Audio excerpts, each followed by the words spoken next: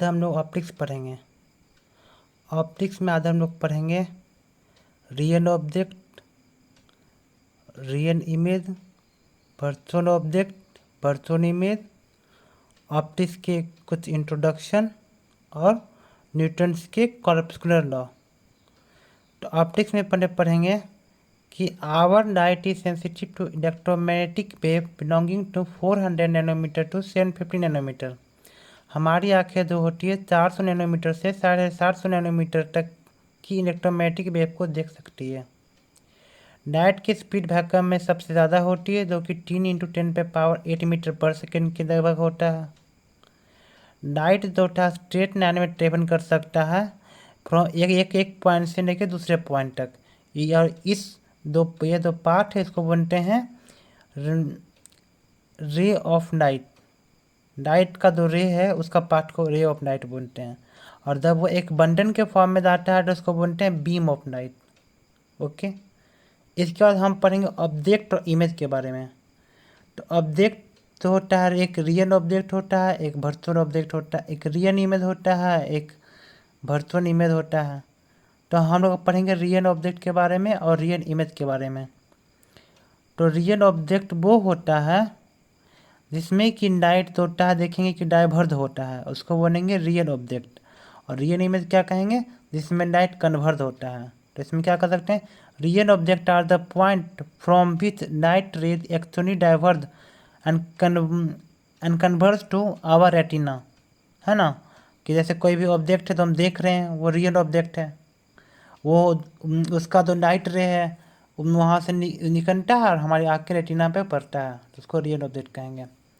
Real image की बात करते हैं तो जहाँ पे कोई लाइट कन्वर्ज होता है, तो रेटिना पे हमारा कोई इमेज बना तो वो इमेज कैसा हुआ, रियल इमेज हुआ, क्योंकि वो जो लाइट क्या हो कन्वर्ज हो रहा है, तो हम उसको देख पा रहे हैं।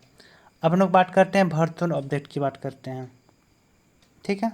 तो वर्चुअल ऑब्जेक्ट क्या होता है, वर्चुअल ऑब्जेक्ट वो पॉइंट होता है जहाँ पे एक्चुअली तो लाइट मीट नहीं करता, लेकिन लगता है कि लाइट वहीं पे मीट करेगा, उसको बोलेंगे वर्चुअल ऑब्जेक्ट।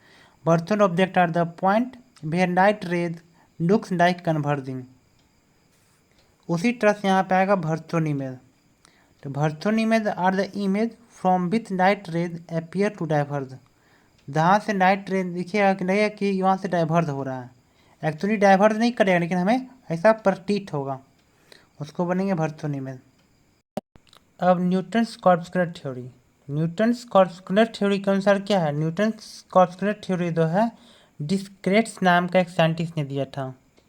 तो उसने कहा था कि लाइट तो होता है बहुत ही होता है इलास्टिक पार्टिकल का बना होता है, जिसको लोग उसने कॉर्पसन्स कहा था। और उसने कहा था कि when this corpuscular fall on the smooth surface then it will bounce back with same angle like a ball.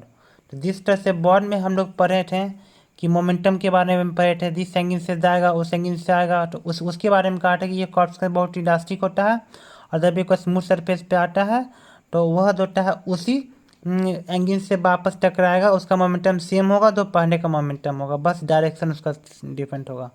अगर वो नॉर्मली फॉल करेगा तो वो बाउंस बैक होगा, नॉर्मल बाउंस बैक हो जाएगा, जैसे कि बॉल बाउंस बैक होता है ना। तो इसके बारे में उन्होंने कुछ बात सही कहा था, लेकिन इसमें उन्होंने बहुत सारी चीज़ें तो कही थी तो नहीं हो पाया था।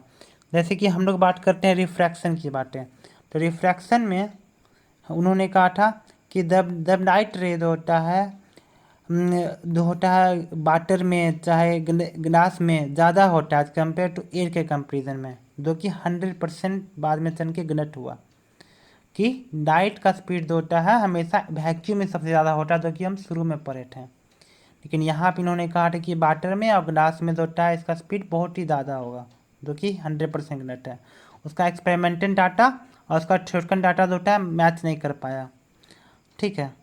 अब उसने इस बात को भी नहीं कह पाया कि जो होता है कि हम लोग तालाब में चाहे पौंड में कहीं भी देखते हैं तो अपना चेहरा, तो अपना चेहरा भी देख पाते हैं और पौंड का ज़मीन भी देख पाते हैं।